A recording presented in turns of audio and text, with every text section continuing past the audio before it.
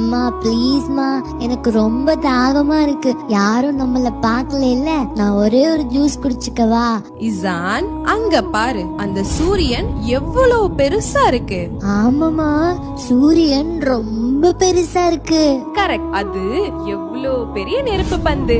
அது கூட அல்லாஹ்வுடைய ஆர்டருக்காக வெயிட் பண்ணுது பாரு. இன்னும் 2 நிமிஷம் கழிச்சுதான் மறையணும்னு அல்லாஹ் அந்த சூரியனுக்கு ஆர்டர் போட்டிருக்கான். அதனால அது பொறுமையா காத்துக்கிட்டு இருக்கு. ஓ, சூரியன் கூட அல்லாஹ் பேச்ச கேக்குமாமா?